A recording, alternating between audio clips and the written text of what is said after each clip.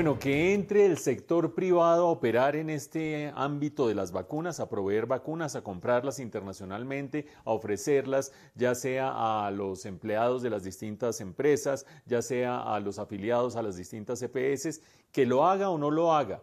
Y hay puntos a favor y hay llamados de atención acerca de lo que debería tener en cuenta una política del gobierno.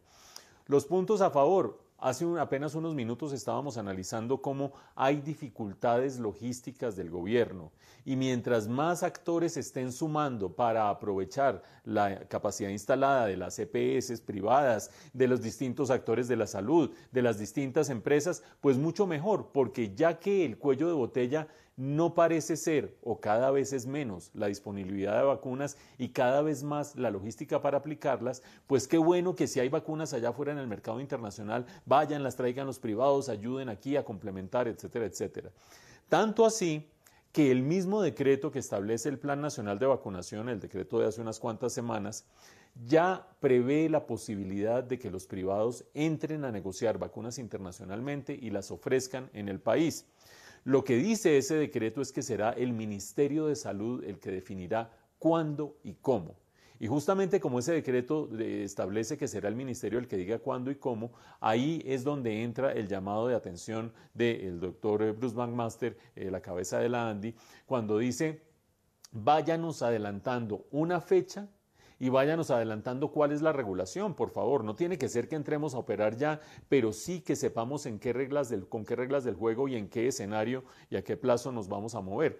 ¿Por qué? Porque según lo ha señalado el mismo doctor Bruce McMaster, ya los laboratorios internacionales, algunos de ellos afiliados a la ANDI, han dicho, podemos empezar a vender de manera anticipada lotes que salgan de producción en unos cuantos meses para asegurarlos y de ese modo que se hagan entregas posteriormente, pero ya que se amplíe la oferta de vacunas que va a haber en Colombia. Si ya existiera regulación y existieran fechas, ya se podrían empezar a dar esas negociaciones. Pero por supuesto vienen un par de preguntas fundamentales que son las que tiene que responder la regulación. En primer lugar, ¿cómo lograr que los privados, si salen a comprar vacunas y vienen y tratan de ofrecérselas a sus empleados, a sus afiliados, etcétera, etcétera, respeten los criterios de vulnerabilidad y prioridad que ha establecido el gobierno, que sea la población más vulnerable la que se vacune primero y no el amigo del gerente de la empresa de no sé qué? ¿Cómo lograr eso? Y segundo, ¿cómo resolver ese dilema acerca de si se debe cobrar o no cobrar? Porque el sector privado, pues si sale y hace un negocio, pero no, esto es de salud pública, las vacunas no valen cuando las ofrece el sector público, ¿cómo las va a cobrar el sector privado?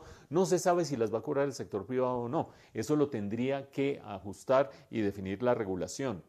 Pero creo yo que desde esa perspectiva es sabia la pauta general que han lanzado las autoridades y han dicho, el sector privado va a entrar, pero no entra mientras no se cumplan las tres primeras fases, que son los mayores de 80 en la primera fase y personal de salud de primera línea, los personal de salud de segunda línea y fuera de eso los que están entre 60 y 80 años de edad y después los que están en tercera línea y la población vulnerable con comorbilidades. Todo este paquete de personas son los más vulnerables del país desde el punto de vista de su propia salud. Por lo tanto, creo que hace bien el gobierno en decir, déjeme la labor a mí, que soy autoridad pública, para cubrir a los más vulnerables. Una vez estén cubiertos esos, pues que entre el sector privado y vaya viendo a ver cómo va a operar. Por ahora, que definan más o menos fechas y que definan más o menos regulación.